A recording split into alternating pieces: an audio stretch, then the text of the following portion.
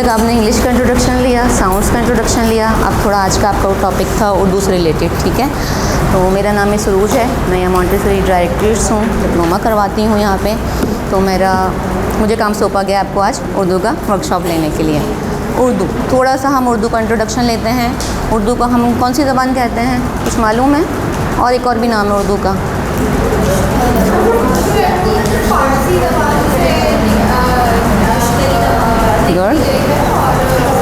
Good नहीं, जो आता है बिल्कुल बेफिक्र होके।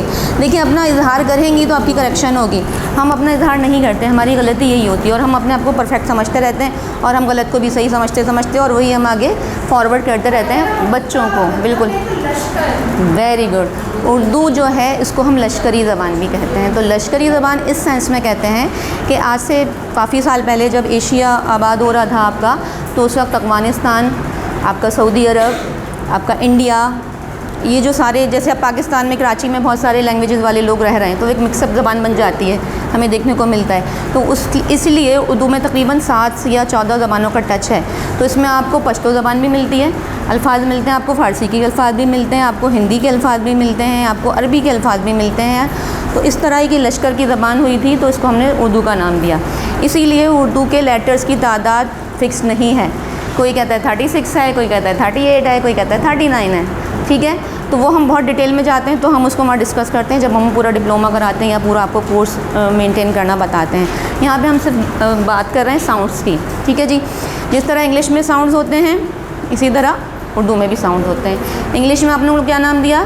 Phonetic sounds. उर्दू में क्या नाम देते हैं? उर्दू में क्या नाम देते हैं फोनेटिक साउंड्स को?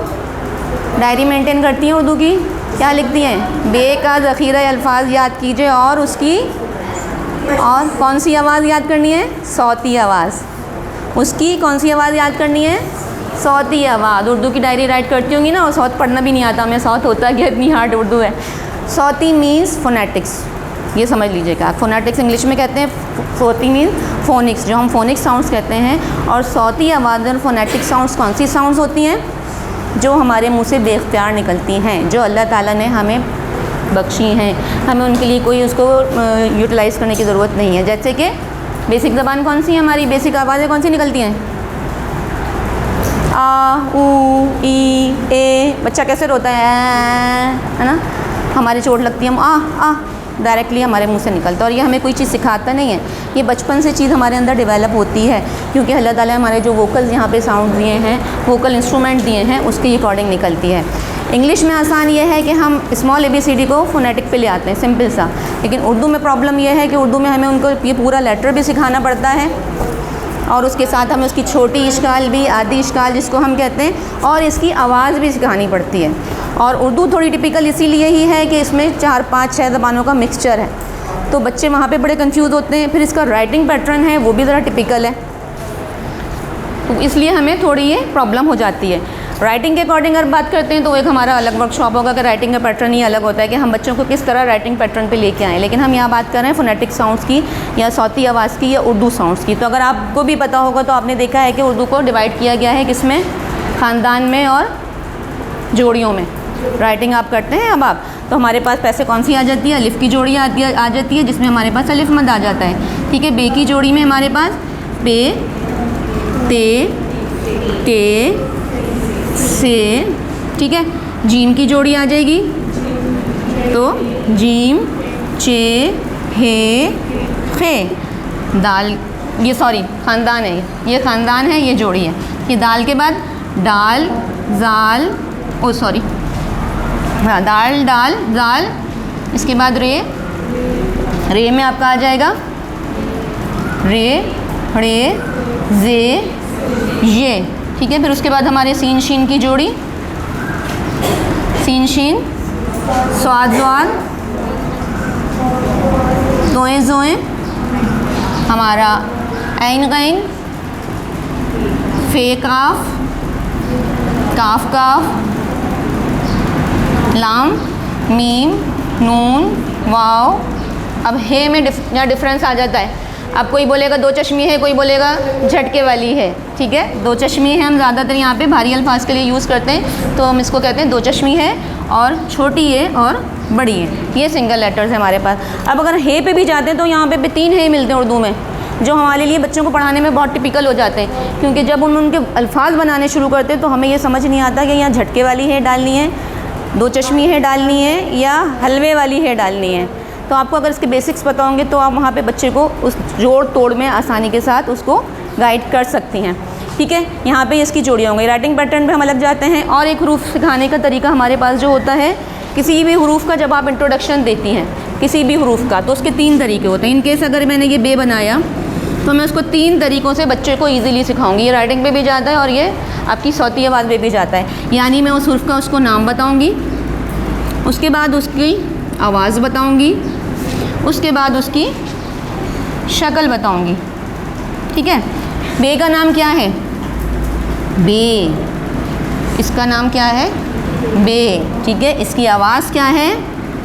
ब ब ब।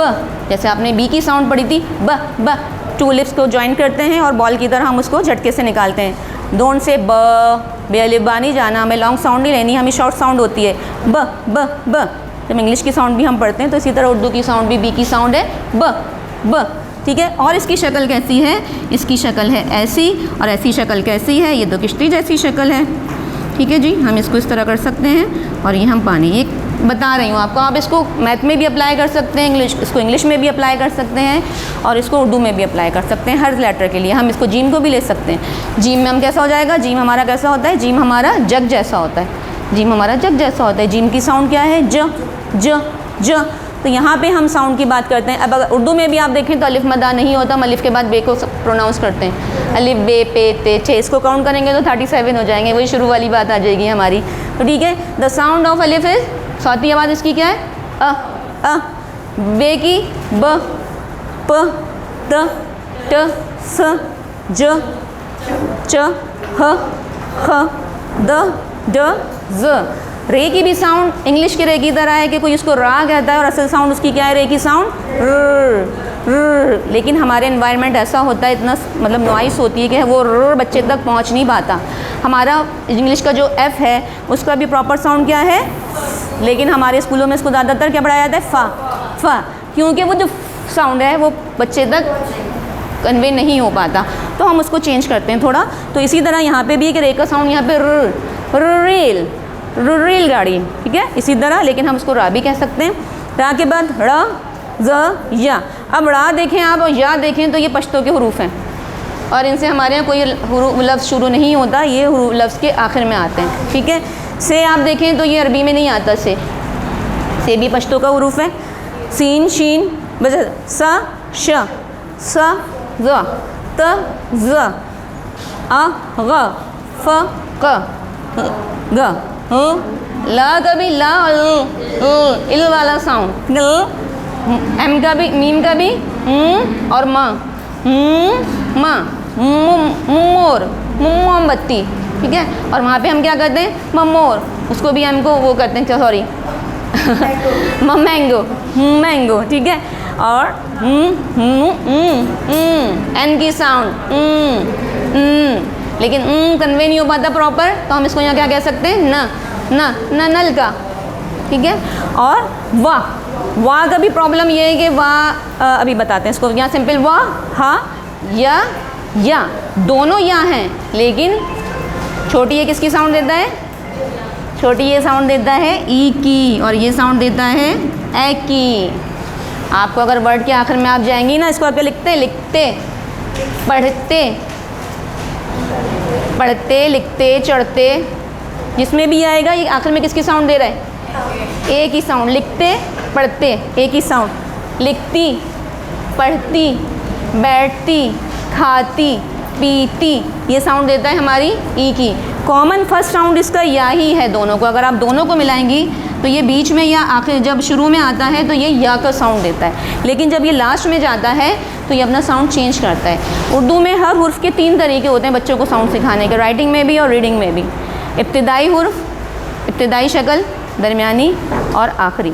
जिस तरह उसकी इब्तिदाई, दरमियानी और आखिरी शक्ल होती है, इख्तितामी शक्ल होती है, इसी तरह उसके साउंड भी इब्तिदाई, दरमियानी और आखिरी होते हैं। जैसे हमने अब यहाँ पे बात की कि ये शुरू में ये इस्तेमाल होगा तो या की साउंड देगा, लेकिन अगर ये लास्ट में आएगा तो छोटी ये ई की साउंड देगा और बड़ी ये किसकी साउंड देगा, ए की साउंड देगा। ठीक है जी। तो यहाँ पे हमने जैसे ये बात की थी कि हम उसको पूरा लेटर सिखाएंगे, उसके साथ छोटी इश्काल लिखना सिखाएंगे, और छोटी इश्काल इसकी साउंड लेटर्स होते हैं।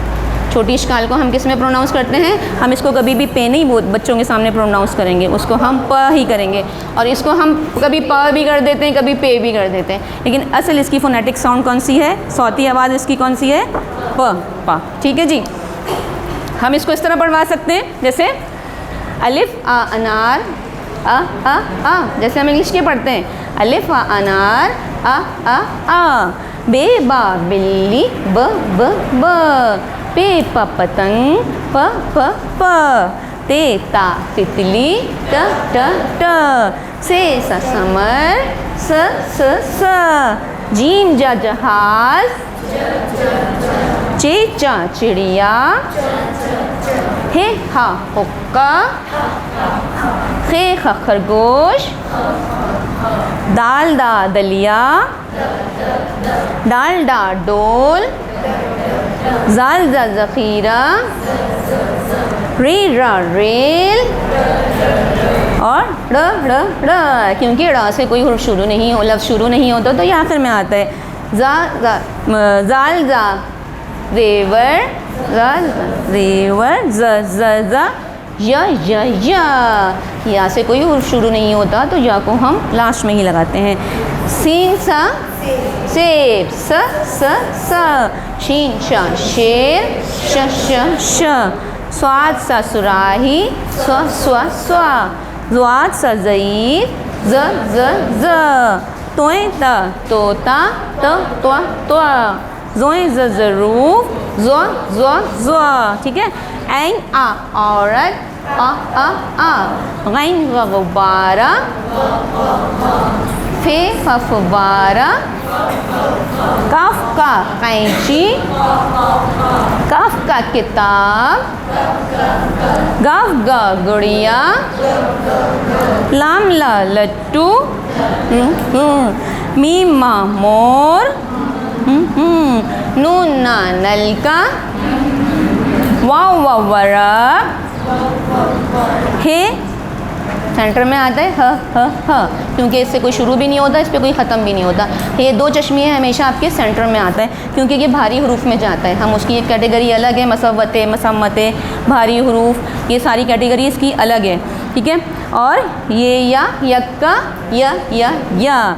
इसी तरह अभी आपका वाव था, वाव आपकी शुरू में व की साउंड देता है और आखिर में किसी लेटर के लगे, अगर ये लफ्ज़ के लगे तो ये ऊ की साउंड देता है, ऊ की भी साउंड देता है, ओ की भी साउंड देता है। तो इसकी साउंड में इनके भी डिफरेंस है। तो जब हम राइटिंग सिखाते हैं तो जब उसकी इब्तदाई, दरमियानी, इख्तितामी शक्ल सिखाते हैं तो वहाँ पे भी इसका साउंड सिखाते हैं। जी बेटा, आप कुछ पूछ रही थी?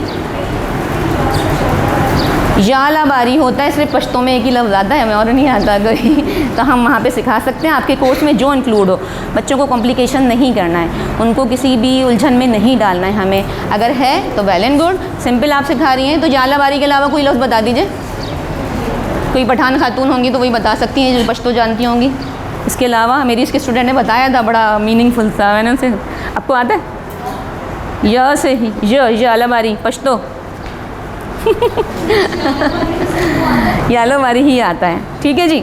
ये हमारे पास, ठीक है, यहाँ पे हमारे पास ये लेटर्स हो गए।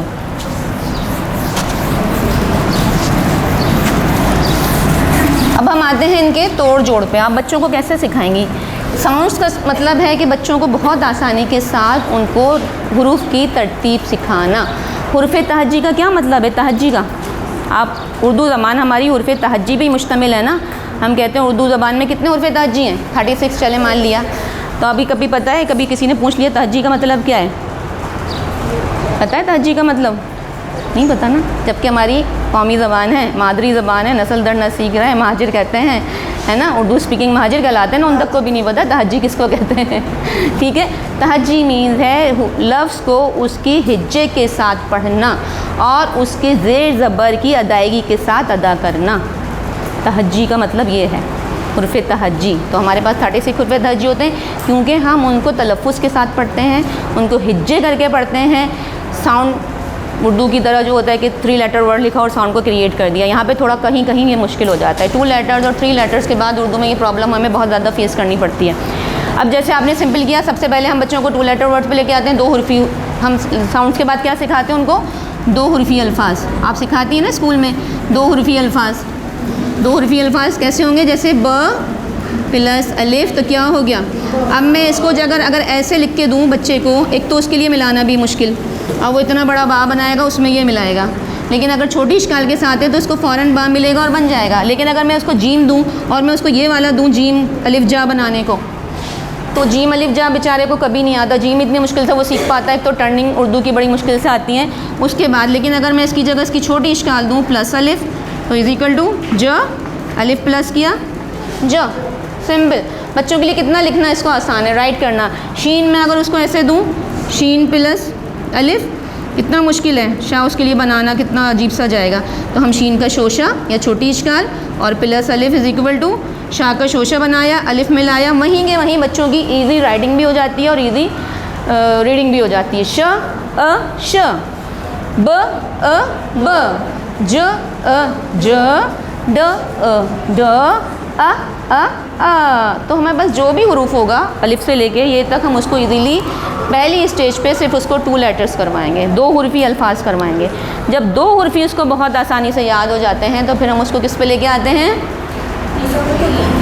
सह हुर्फी अल्फाज पे। तो ये हमारे 2 हुर्फी अल्फाज हैं, उसके बाद होते हैं हमारे सह हुर्फी अल्फाज, जिन्हें आप 3 हुर्फी कहती हैं, ठीक है। जैसे कि ब अ प्लस तो वो कर ही चुका था, तो बा तो उसको बनाना आ गया।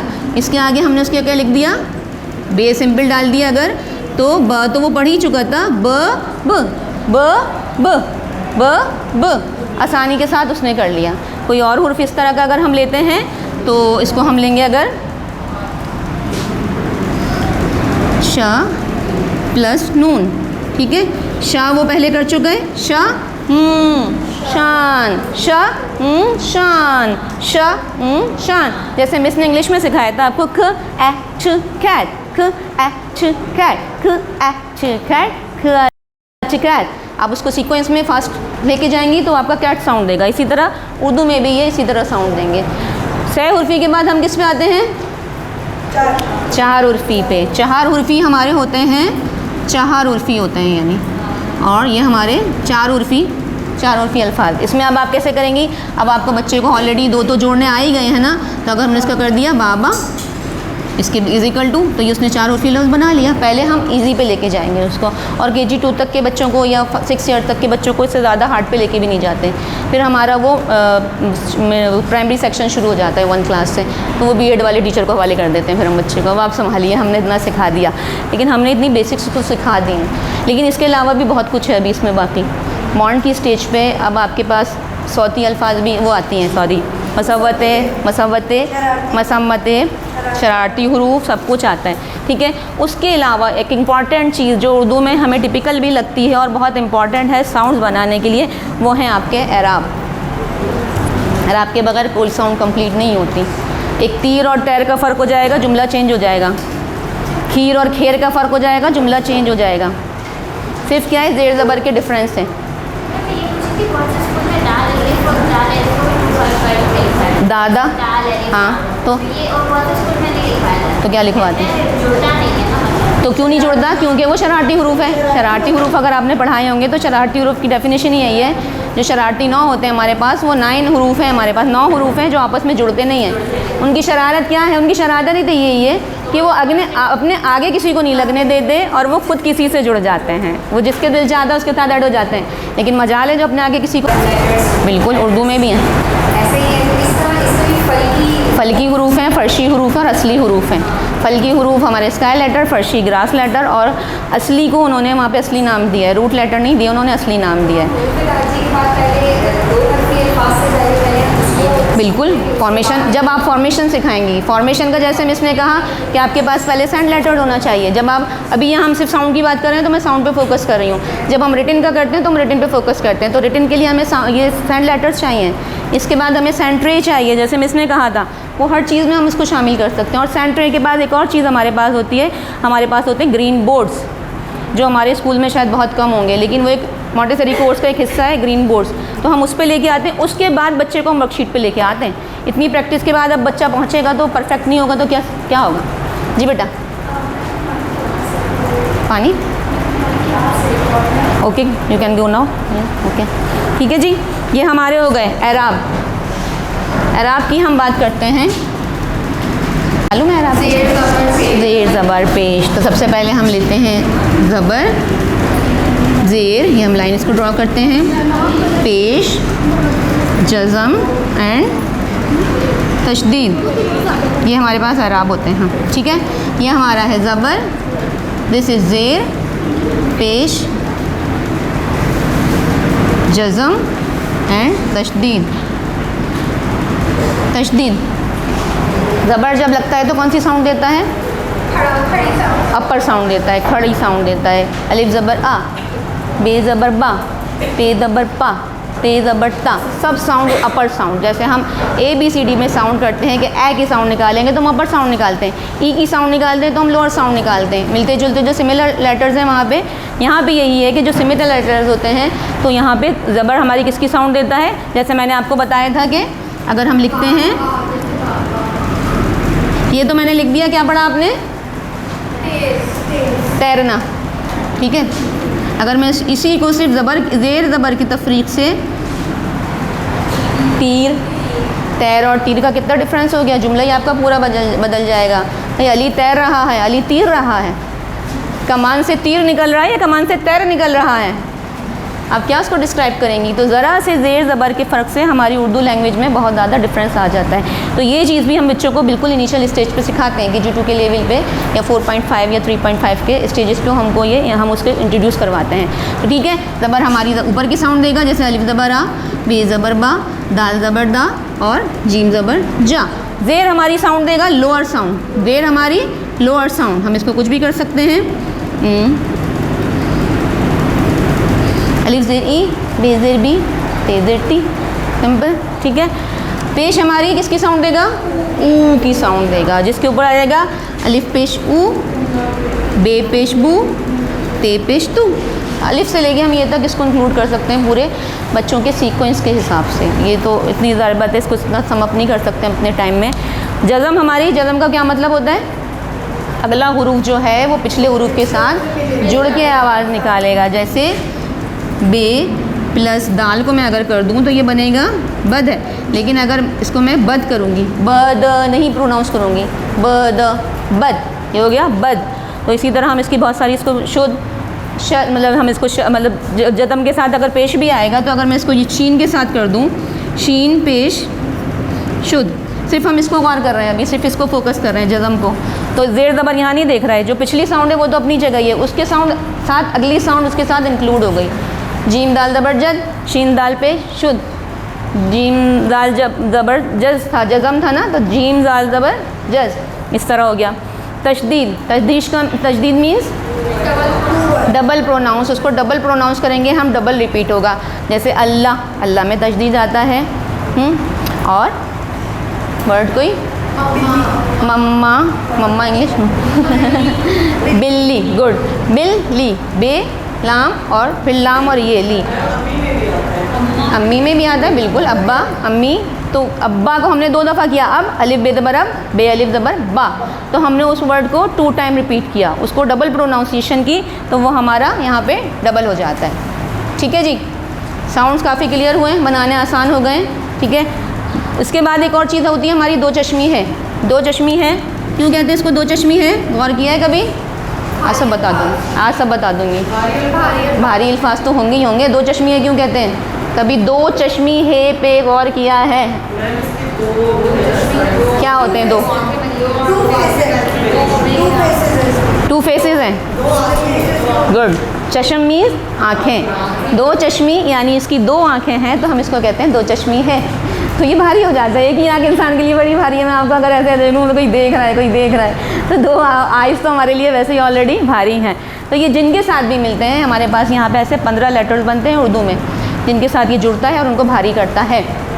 लेकिन जो झटके वाली है, अब ये वाली बात आ गई हमारी, ये वाली है, इनसे भी बड़ा फ़र्क पड़ता है। ये हमारी झटके वाली है या हमारी ये वाली है, ये दोनों है, 3 है ना हमारे पास, और एक गुजर गई हलवे वाली है, वो तो ज़्यादातर शुरू में ही आती है, ठीक है। वो शुरू में आती है, जब वो बीच में आती है तो ये शक्ल हमारी चेंज हो जाती है, इन है में से या ऐसे में से हो जाता है कोई ना कोई, और लास्ट में हमारी ये है भी आती है और वो हमारी फर्स्ट है भी आती है। तो उर्दू एक टिपिकल ज़बान है, उसको ज़रा आराम से बैठ के सीखने की ज़रूरत होती है।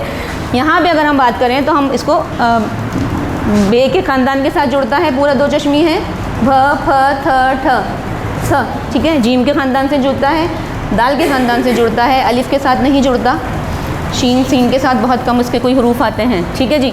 लेकिन अगर मैं ऐसा करूँ, आपको कोई बताऊँ हरूफ आपको जो दो चश्मी हो, जैसे कि ये क्या है,